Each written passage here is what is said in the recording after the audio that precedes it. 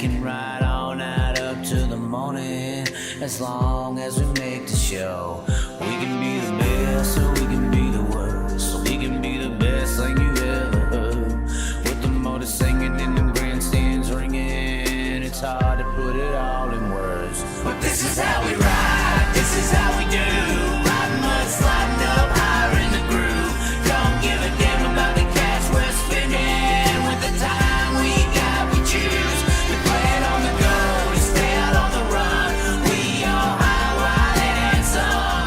Ain't telling you what's right or wrong, or what to choose. Hey, but this is how we do. This is how we do.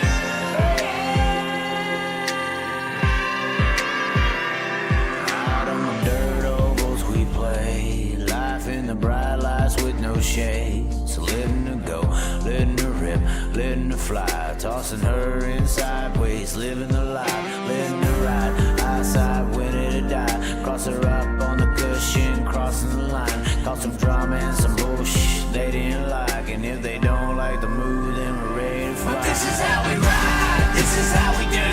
Riding mud, sliding up higher in the groove. Don't give a damn about the cash we're spending. With the time we got, we choose. We play it on the go, we stay out on the run. We all high, wild, and handsome. Ain't telling you what's right or wrong, or what to choose. Hey, but this is how we do. This is how we do.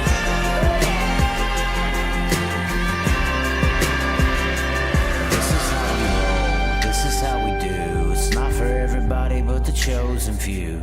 And Well, hello, ladies and gentlemen. We are here today. We are here. this is how we ride. We are here. Don't worry about that. We are in the building. We are in the building. Look at the mop. Tried to get it a little. The girl was like, hold it and then let it go. Something's supposed to happen. I don't see it. All I see is a landing strip with some horns. Hi from Western PA. We already got people popped off into the dang chat area. Wow, we ain't even been on here but for a damn minute. Mike Lotta, the Booze Traveler. Oh, man. And Ghostface with the thumbs up. But yeah, that's awesome. Once again, ladies and gentlemen, we are trying to head on down to the south for the final race for the Devil's Bowl Speedway. World of Outlaws Sprint Car Series going to be there this weekend. So, if you do want to help make that happen, obviously Super Chats and everything is supportive. But links in the description, PayPal, Venmo, help us get down the way and get your name at the top of the screen. So, that's how you get up there. And channel membership, people. I got to update that. I know there's a few names missing right now, but they will be updated by the end of the week.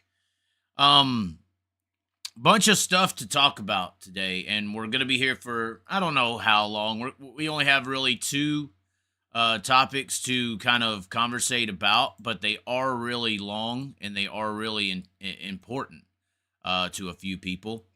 And it actually has to do with the racing things and stuff happening this weekend.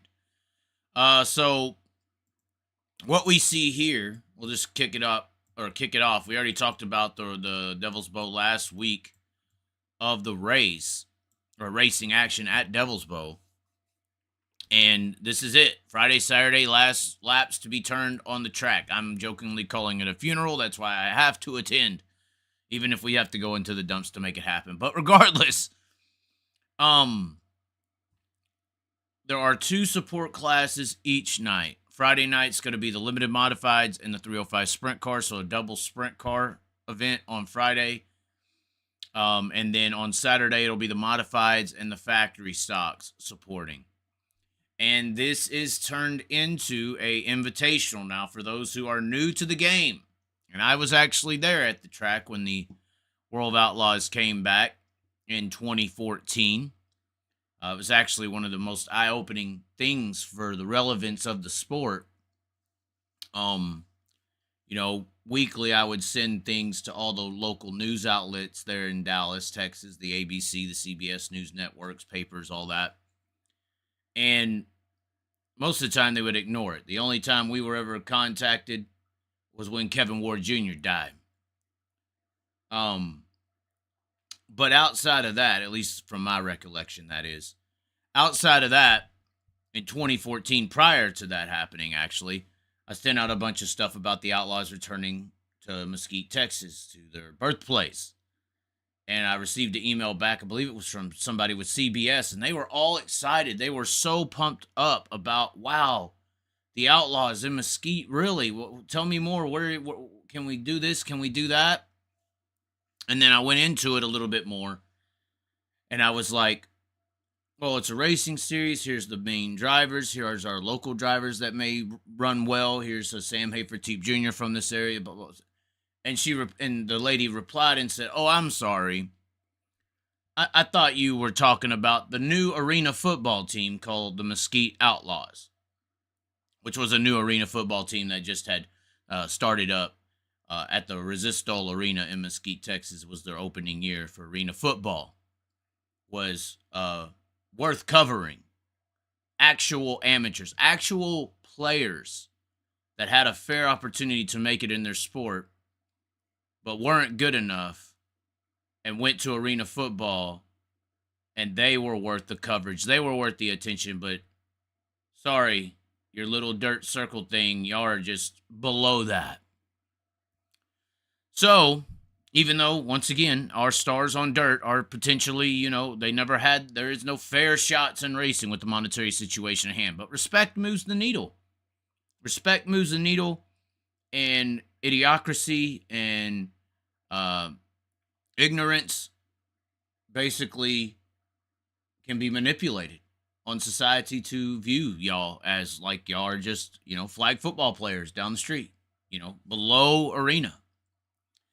But anyway, this entire situation has nothing to do with that in particular. But in 2014, there was a situation, and there always has been with this type of situation, where the Outlaws request the support class be invite only so they don't get an overflow of support cars and really just kind of use these support classes as somewhat of a downtime. And since they're trying to do 2 classes, this event had to be put into an invite-only situation. Now, some people are really mad because, as you can tell here, they only invited 24 people to each of these 4 divisions as a support class. Now, the problem for this situation at this time is Devil's Bowl Speedway has been around for a long time. And a lot of families and a lot of people have driven on this track. A lot of drivers have won a ton of races, won track championships. Their father, this and that, they race. Devil's Bowl is a half mile. Sometimes drivers go and run other tracks that are very skilled in that area. There's a decent amount of tracks in the DFW area. And they're not always at Devil's Bowl on a weekly basis. They're out chasing money or running this or running that. But in this invitational only situation, the Devil's Bowl Speedway, at least when we were there, and we had to deal with this as well at the time, it looks like they invited everyone based on the point standings for the year, which, if this was any other part of the country, would be perfectly sound and normal. But as me and John Randall, Chase Randall's dad, has discussed, down in the South, the drama meter is just like 10 times the rest of the world, even though it's like 10 times as less of a racing area anymore. I mean, that's just the sad truth of the situation when you're comparing to Iowa or comparing to Pennsylvania or comparing to California or even up in the Northwest or even the Northeast or even Illinois or even North Carolina, the Georgias, Mississippi, Tennessee's. I mean, it's really far down on the list as far as importance of racing. It just is. And I've been saying to a bunch of people, I think that's because of it's a football and baseball state. Kids aren't really aspiring to be, when you got so many people trying to be the Friday Night Lights star, they don't aspire to go be race car drivers. That's not cool. It's not something to do in those heavily influenced football and baseball areas. It's just what people would rather attend on a Friday night. But it sounds like it makes sense. But due to all the things that I'm discussing here, there's a bunch of people who are upset that they are not on this list due to a bunch of different reasons. Some people, just weren't there every week. And some people, raced other things, did other stuff. And what I'm also curious to see here is what might actually happen, because in researching this comment section that's over here,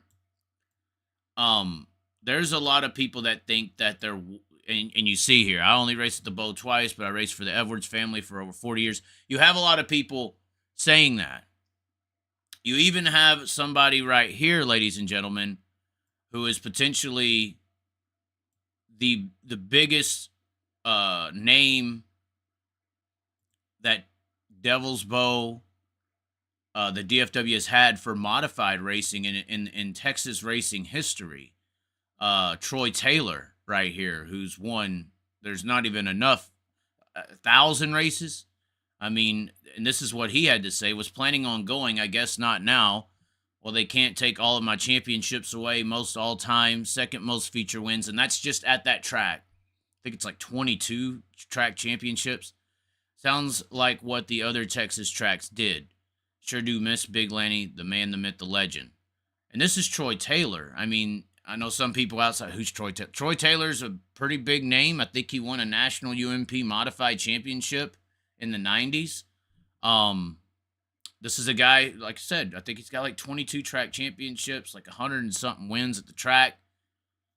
But due to this situation of it being an invite and only taking the top certain amount in point standings, Troy Taylor is not going to race at the track's final race. Now, this, in my opinion, is unfortunate. I think in a bunch of people's minds, this is unfortunate, but this is kind of, honestly, this situation is kind of forced by the Outlaws. But I'm also seeing other comments that are saying, like this one from Matt Reed, guy I used to know, Chaz Thompson. We did a bunch of raps together down there.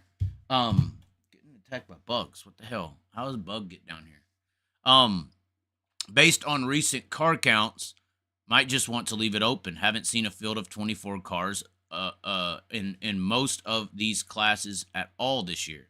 So that's another concern here as well, is not only are there big names locally down there in that region being left out of the invite list, but there's also a concern that the car counts have been very low down there this year, and that they're not even going to be able to get 24 of the cars that they have invited. And there's other cars not on this list that, like a Troy Taylor, are willing to race, but they don't have a spot on the list because they went straight off of the point standings, which, once again, in a bigger racing area, getting 24 cars, that's simplistic. That's easy. Down there, not so much the case. So this is a very interesting thing, and this is not, Troy Taylor's not the only one. I saw Jack Sarton, or I would joke and say Sartan. You got Joe Casper down there, kind of giving an explanation. This is not the track's fault. I would say this is not the track's fault at all. There could have been a little more scouring the list, but there's probably a lot of pressure and emotion around this situation to where who really wants to take the job to call up every single guy and see if they're coming, and if they're not, call up other guys who may be notable to see if they're coming or not. I mean, this might have been a position I might have been in, trying to handle that situation. But it is unfortunate that, based on what people are seeing, and I saw some posts saying that some of the people on this list don't even have race cars right now, sold the race car. So it'll be interesting to see what happens. I will say I am going to keep an eye on these support classes. These are some pretty stout lists. I mean, a 305 sprint cars, you got a lot of names up front, in the middle, at the back. Like I said, some people don't race there every week, but they're very fast. Apparently, Chad Wilson, who was a really good driver down there when I was hanging around, he's one of the most fastest drivers in the state. He's not on the list. just because he didn't race there a lot. But the limited modified should put on a good show. Looks like a decent a name list. You got the Ingles and some other guys in the modified list. The Dunn family, obviously, always very strong. McKinley, Chris Davis dominated the factory stocks around that area for years. So it should be still good racing, good action. But it is unfortunate that if what the comments are saying, where there's a lot of people that they know for a fact have sold their cars, are not going to be there, and that this list will not be fulfilled. And then you got a guy like Troy Taylor, who, if anybody knows about the DFW racing scene, this is probably one of the most famed. This is the, like, Lance Deweese. This is like the Scott Bloomquist. This is like one of the guys of that area of racing is Troy Taylor. I used to call him the man, the myth, the legend. That might be a play on why he said that to Lanny. But when I would announce, I would call him the man, the myth, the legend, Troy Taylor, because he's won just about every damn thing there is to win, not only just in Texas, but has traveled and done things as well. So this is a developing situation. I mean, obviously there is time before Friday and Saturday to maybe make some adjustments on this list. And I would suggest it, especially if we know for a fact that there's guys on this modified list, which is where I would assume Troy Taylor would slot. If there's 5 or 6 guys we know for a fact ain't going to be there in the modifieds, guys like a Troy Taylor, a Jack Sarton, you could slide those in. Guys like the 305s, if you know for a fact a few guys ain't going to be there, a guy like a Chad Wilson or John Ricketts, I saw him make a post as well. These are 2 of the top sprint car drivers in the DFW area in the last 15 to 20 years. Kevin Ramey is on the list, who's probably the most famous over the last 20 to 30 years at Devil's Bow. But a guy like Chad Wilson, John Ricketts, these are more so short track guys, but they've had success at Devil's Bow. So it's an interesting situation that could be rectified. It is still early in the week. Hopefully the Southern grudges of we're going to stick to our guns doesn't maybe not play a factor here. If this is, and once again, this is an Outlaw 4 situation. The Outlaws are what's forcing this invite only, because it is an Outlaw show. It isn't a limited modified show. It isn't a 305 show. It isn't a modified show. It isn't a factory stock show. They just had their Winter Nationals this last weekend. If you really wanted to race in a non-invite only race, then you could have been there this last weekend. But now, with it being the last weekend, the actual last one, not like the prelude to the last one like this last weekend, but this one, the invite only is instilled and everybody apparently wants to be there. But then also some people just want to bitch that they're not on the list and everybody else is. So it's yin for yang in this type of situation as well. But anyways, that's the entirety around this. I'm going to be down there. We'll see if this develops. I mean, when I saw Troy Taylor, I just saw Troy Taylor in the comment sections for the first time. I didn't know he was in there commenting. I read a few others. I kind of quick scrolled. I kind of had an idea of what's going on here as well, because I've been involved with this. Like I said, the first year that the Outlaws came back, we had to deal with this. Some people were very upset they weren't on the list. Hey, we went by the point standings. It is what it is. Support the track. You get supported at our last race. But a guy like Troy Taylor, and I do think that there's a few other guys that are on the exception list. And I think there is some room to budge right here, just for the sake of the racetrack and its history. Last race at Devil's Bow, not involving Troy Taylor, while Troy Taylor is living, breathing, and willing to bring a car. That's, I think most people in the sport can say that's not right down there. Just saying. Just saying. If I was, or give me the phone number, give me the books, I'll call them. I'll call the damn list and see if we got 5 or 6 open, and then we can make a spot for Troy. I'm just saying. And I don't even think people would have a problem with, oh, y'all let Troy in? Why is that? Well, list off the damn resume that we just read from the man, the myth, the legend himself, so I'm just saying. Another situation that, actually, we're looking to the chat to see if people are responding to this situation. Let's see here. I'm on here listening to the stream with the phone in my hoodie front pocket. I'm out riding my mountain bike right now and about 30 miles from home and heading back. Wow, that guy may be a booze traveler, but he is definitely Um, definitely not weak in the cardio area of life. That is extremely hard. Wow. Let's see here. Oh, Tyler Stout says, hope to run into you out there, Chaz. Been going there since I was 2 years old, going to be a bittersweet. Yeah, I've been going. I mean, Devil's Bow's probably, most people remember a picnic growing up in life.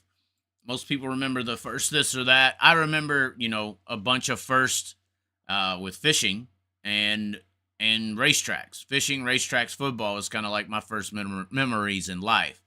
Of course, my dad was a very rough guy, so we would jump fences to go fish on private ponds. But hey, we even walked across the damn railroad track there at 80 one time. There's some ponds about a half mile down the railroad track on the left and the right. You know what I'm saying? Right down the street from the track, actually. Or, well, down the road. But anyways, there was another situation, and it is kind of around the Lucas Oil Late Model Championship. Obviously, this Friday and Saturday, I was thinking of going, but because of the situations happening around the track and it being the last race, I'm going to be heading to Devil's Bow. But the chase is here. I mean, this is the Final Four. I've been supporting it all year long, and it's been a pretty dang good season. Of course, the four drivers, you see them on the screen: Ricky Thornton Jr., Hudson O'Neal, Jonathan Davenport, and Devin Moran. All four drivers going to be racing this weekend at Eldora Speedway, battling it out for the championship. And it's going to be interesting. I mean, obviously, some people would say that Jonathan Davenport has the advantage here. But, hold on. I was trying to find out for a fact, because it says 19 through 20. So that would be a 3-day event. But everybody's telling me this is 2 days. So it's a 2-day event, I guess. What are we talking about? I've heard so many people say, oh, no, it's just Friday, Saturday. Okay. So then what's the situation here? What's the truth? Event order. Okay, so this is how it's actually going. So it looks like Thursday they just have like a warm-up night. And then it's Friday and Saturday. So Thursday they are racing, but no super late models. So it is a 3-day event, Dirt Track World Championship, but no super late models on Thursday. So battling it out for 2 days, these three guys. Now, obviously, we've seen Bobby Pierce on the World Outlaw side do some amazing things. Ricky Thornton Jr. has done some amazing things. And we've had this magical year occur for Ricky Thornton Jr. And he is just so far ahead. And for him to not win this championship, even though I love the build-up and all the hype around this, it would be a little more understanding if this type of thing was happening in the World Outlaw series. I mean, Bobby Pierce is leading the championship over there, but it ain't by as much as Ricky Thornton Jr. is over in Lucas Oil. I mean, he's destroyed these people. And lo and behold, one of the biggest, I would say definitely up here in the Midwest, the biggest supporter of late model racing, Hoker Trucking, Jeff Hoker, put a big post on his Facebook in response to this whole entire situation. Obviously, you've seen Hoker Trucking on the 20RT. You see Hoker Trucking on Bobby Pierce's car. You've seen the Hoker Trucking events and different things at Davenport with this supporter of motorsports, and this is a very interesting post, so I'm just going to read it and then react. It's got almost over 150 likes, 53 comments, and like I said in the title of this video, one of the main reasons we came on here and did this is because Kenny Wallace literally said, Jeff, a post this long requires you to make a video. I don't know how much Jeff does a video, but I do like what he has had to say here, and I think it is worth making a video, even if he ain't going to make one. So this is what Jeff Hoker of Hoker Trucking had to say. He said, so I've been asked at least a dozen times, probably more than 4 dozen, but who's counting, what my thoughts are on the Final Four racing for the championship this weekend. I've been on the fence about making a post about it. I've commented on plenty, though. But here it goes. First, I'll say I somewhat agree with Michael Rigsby. It's good for the sport. A lot of hype, everyone talking about it, is a good thing for the sport. I'll also say, when the news came out about it last December, I said then, having absolutely no idea, of course, back then, Ricky Thornton Jr. would do what he has done this year, that he didn't like it. I didn't like it. Jeff Hoker didn't. My opinion hasn't changed. I don't like it, and here's why. Take away what Ricky has done to date. Makes no difference who the driver is leading the points going in or by what margin.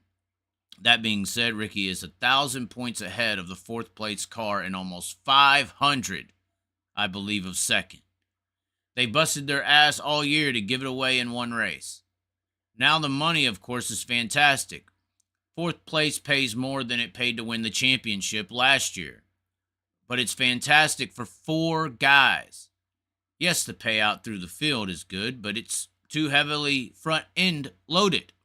Again, take some of that and spread it throughout the field and more races. Try and help 24 cars through the year, not 4 in one race. Thanks, Lucas Oil, for at least trying something new. I just don't think this is the right thing to do. A championship should be earned throughout the year, not one race. So many things can happen, from flat tires to broken parts to lappers taking you out, you name it. Your championship should be based on a collective performance, not one night's luck. Can you imagine being the guy that was 5th in points a month ago, winning one race and having to give a championship speech? God, I'd certainly feel sorry for him. And for the record, I like every driver who's in the Final Four. I speak to each and every one of them, as well as I completely support the Lucas series. This isn't about not liking the series. This isn't personal. It's simply my opinion on what makes sense. I think it's obvious already who earned it, and they should be given the respect they earned and deserve. Last thing I'll say, this is not a dig on the Lucas Oil series. At least they had the kahunas to try something different, so thank them for that. My final thoughts, there's going to be some wrecked equipment and hurt feelings come Sunday morning, and there didn't need to be. So, that is a great post. Like, Hoker Trucking, I see you make posts every now and then, but this is a well thought out, well assessed post and opinion against the Lucas Oil chase for the championship. And it's pretty much like I was saying, who saw this coming? Like, maybe if the top 4 were a little closer in points, but he does make a good point where he says, the 5th, how would you feel being a month ago as the 5th place guy, no chance in hell to win a championship, you would think, and in a month winning the championship and having to give a championship speech after having a 5th place season all year. And like he said, I'd hate to be that guy. We're not NASCARized. We're not used to this chase where each race matters and you better win today. Don't matter what you did for 20 races. It does matter what you do for 1 or 2 or 3. They have it a little bit more structured. They have a little bit of a field that's kind of controlled by money and corporate support, so they can separate the field. They can make drivers look better than they are, worse than they are. They can make cars run very even based on the cars, whereas there's just way too many variables in dirt. A guy can get out and go away from everyone else in dirt racing just because of that ability of a Ricky Thornton Jr. And then also the engineering aspect, the minds, the mechanical side, that you can still kind of build speed, whereas NASCAR has been in a box template for 35, 40 years now. So you can't build speed over there to have a huge advantage. And I don't think Ricky Thornton Jr. has a huge advantage. I just think you got Ricky Thornton Jr. and Bobby Pierce, 2 of the greatest race car drivers in the country, racing and getting some laps under their belts. And Bobby Pierce coming out of a house-built car and going into a Longhorn, and Ricky Thornton Jr. finally coming from the flatbed all the way to super late model racing with a really good team and situation. So we're just not used to this. We're not going to get used to it, I don't think. I think a lot of people like the old ways of doing things as well. I think it is good for the sport and the glamour and the attention, but maybe we need to have more of a chase. I think that this one race, you win it thing is just a little too fresh. I feel like if over the last 2 or 3 months you did it kind of how NASCAR does, where it was 2 or 3 race breaks, where you had to do two races and it was in or out, and it was maybe more publicized, like the chase was more publicized. That got more attention to where it was, I mean, NASCAR's doing their chase still, and it's not really a surprise because they've been in it for almost 2 months, 2.5 months. This thing, we kind of started hearing about it before Pittsburgh. We kind of started hearing about it, and then it happens, and now it's just, one race and it's over, win or die.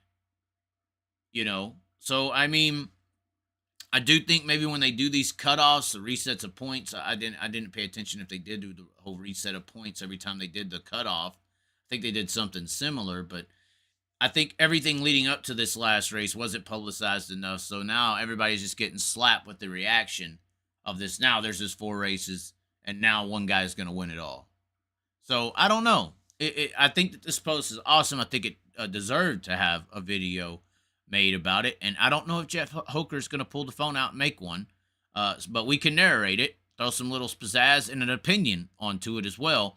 And there's a lot of comments in here from Will Holleran, Rick Thornton, a bunch of different guys that really like this. Like I said, Kenny Wallace has already been in here. Agreed. So many people agree. Billy Decker is in here, for crying out loud. Not sure if that's the same Billy Decker I'm thinking about from the big block modified world. But this is just really good. And then, of course, the Chaz comes in here with the Little John. Yeah, boy.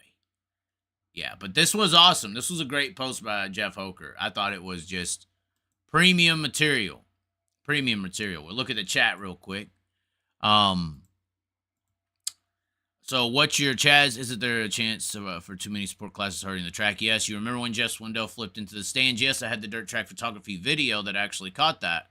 Don't know where that VHS is located currently. What's your prediction on who's going to win? I think it is hard to bet against Jonathan Davenport. I think it is. I think anybody but Ricky Thornton Jr. is a disservice to the series. I really do.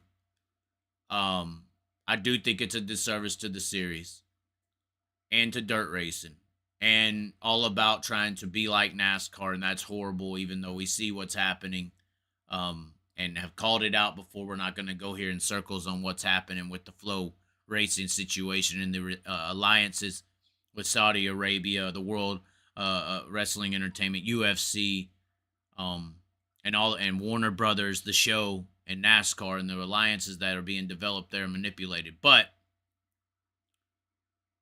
at the end of the day,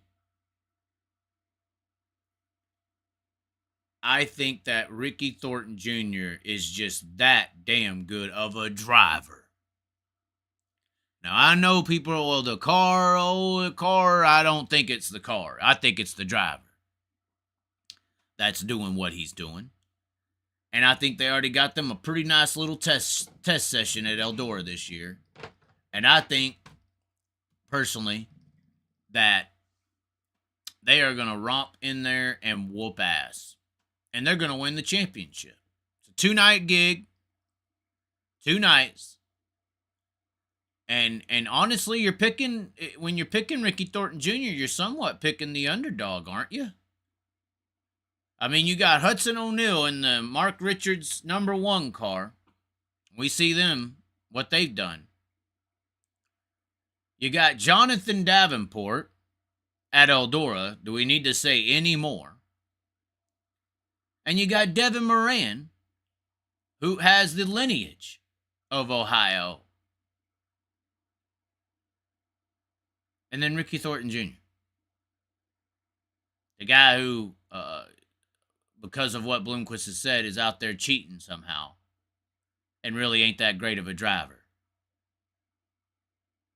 So in that 4-driver scenario in this championship, Ricky Thornton Jr. is the underdog. If and I don't know if there is bets out. I mean, I'm gonna need to contact some people to put some lines on the way. Jeff Hoker, let's put some lines out there. We'll take them for all they're worth.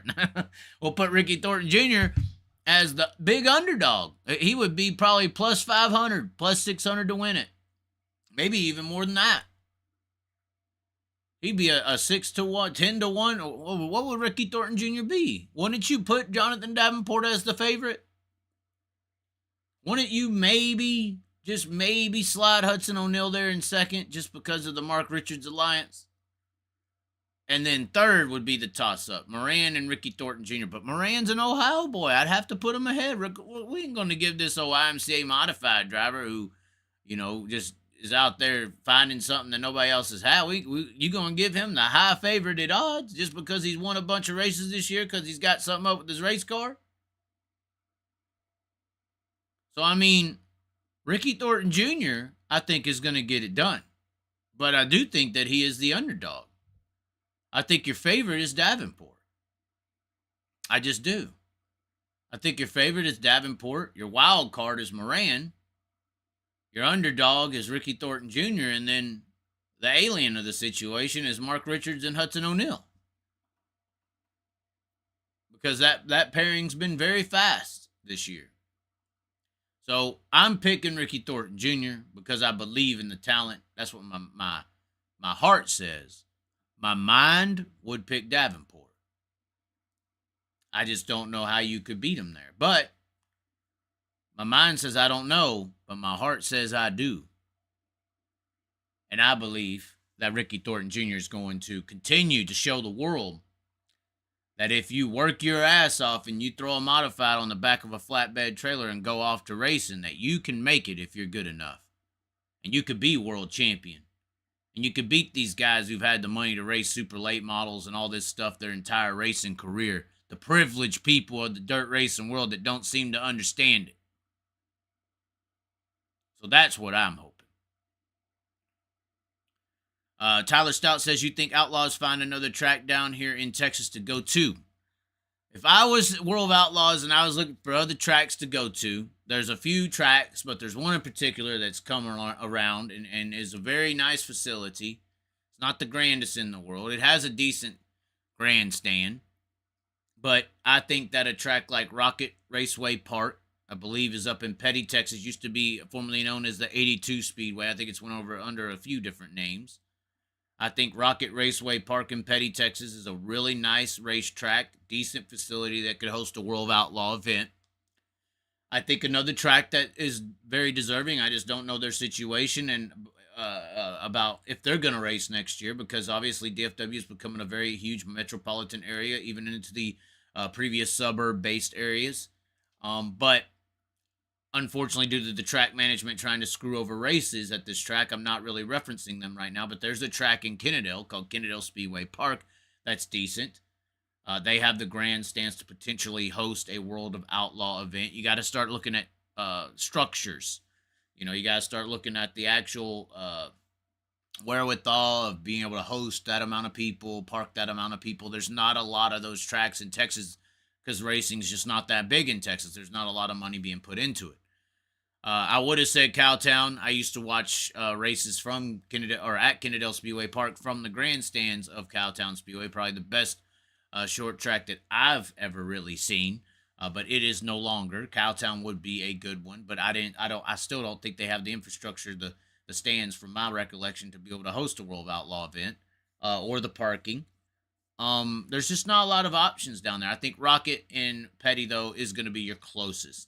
RPM Speedway, I worked the track, did a bunch of stuff there. You can only probably fit 1,200 people max. Maybe 1,200. And I don't think that's enough to host a World of Outlaw event, unless you want to charge $80 a ticket, So, TMS Dirt Track has went under a lot of issues. Their dirt there is classified as almost wasteful. XR was going to do stuff at TMS. They had did a long-term plan plan to do something about the dirt of the surface, but after researching and pricing and everything, there's nothing that can be done there. The track dirt surface itself is one of those situations. It's like Huset's where it just rubbers down. It's way worse. It's like Huset's times 3. It's really bad on tires. It's really, really bad. So TMS, unless they do some full reconstruction of everything, is just not going to work. Texarkana 67, I think, would be an awesome race. I know that Tim Crawley's doing a lot of work down there. It's the new home for the short track nationals. Not necessarily a DFW track. I don't think that would be a replacement for Devil's Bowl. That north central Texas racing scene, the DFW Metroplex, is kind of separate from the East Texas Lone Star Speedways and Boot Hills and Texarkana. I do think a swing of Texarkana and Arklatex and Boot Hill would be a badass World of Outlaw show, but once again, back to infrastructure. And I think that would be the issue with Texarkana is it's not really, I don't know if you got the grandstands to hold, if you only got grandstands for 2,500 people or 1,200 people, you got to charge $80 ticket to make sense of it. Same thing, Heart of Texas reference. Once again, kind of closer to the DFW racing scene, but I just don't think they got the grandstands to hold that amount of a show. But you could pay more. You could pay more, like you said. It depends on what people want to do. I do think there's some good tracks down in that region that are worth a swing, worth a chance. I think that the World of Outlaws, when they kick off at Florida in February, I think after February, March, and even April, you should be in your southeastern tracks, your southern tracks. If you're not going to swing to California, don't try to go up to the money pot of PA right after Volusia and cash in. Stay into these tracks that are more regional. Maybe even go over to Arizona, but I don't think they're trying to do West Coast swings. Who knows? Maybe High Limit is going to do something in the Texas region. We'll see what happens. But maybe Devil's Bow going away will elevate some of the status of these other tracks that people could see them and enjoy them and like them. Ardmore's a really good track up there in Oklahoma, right on the border of Texas. Ardmore's an amazing racing facility and track. Great shape. I remember it was the COVID year. I think that's when the All-Stars went down there, did a swing, and they went to Ardmore. And Brock Searfoss, I think it was Aaron Reitzel, went at it, man, for like 25 laps. Great racing. There are some tracks down there that can put on really great racing. There's this phrase called Texas Slick, where it will go slick down there, and it will just stay glass slick for hours on end, and it can provide really good racing. So I think that there's options. Will they do it, though? That's the question. That is the question. But anyways, ladies and gentlemen, those are kind of the two topics I wanted to talk about right now.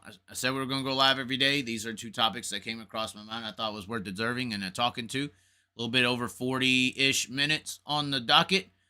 We might go live tonight. I do wanna break this box, this NBA box on camera live again. So maybe we'll do like a little quick Q&A. Maybe we'll have people call in tonight. I'm talking to a few guests maybe to lead up towards this weekend.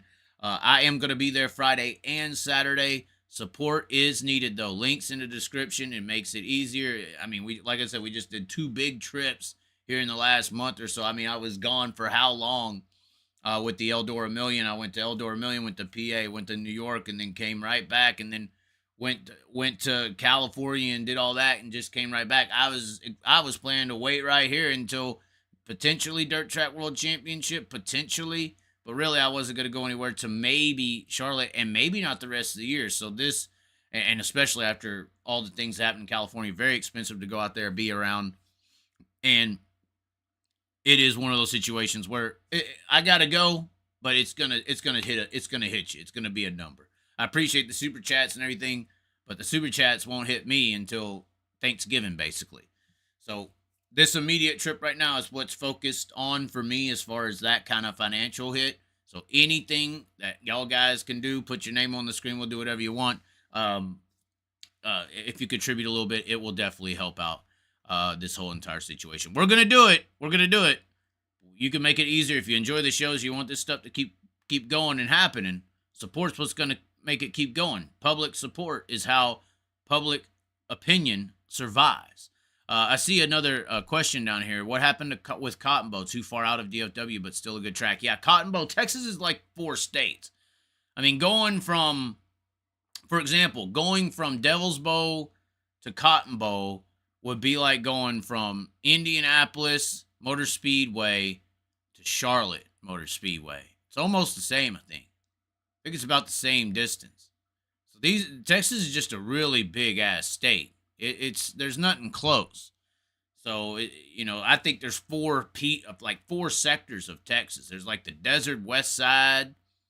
There's the woodland trees of the east. There's the city-ish style areas of the north central. There is the swamp style on the southeast. And then there's like the beach city areas of the extreme south. Then there's like Mexico in the southwest. Central Texas is just like, I don't even know how to describe it.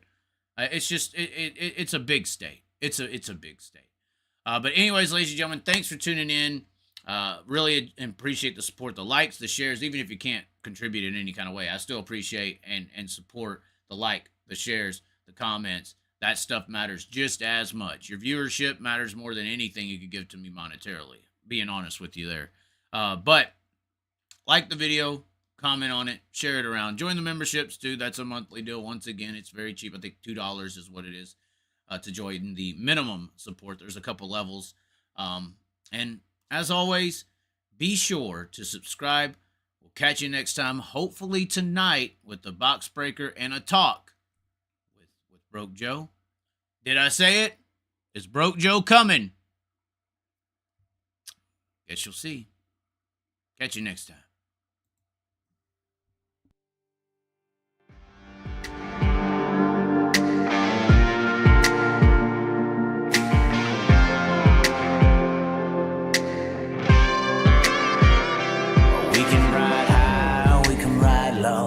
We can ride anywhere we need to go. We can ride all night up to the morning, as long as we make the show.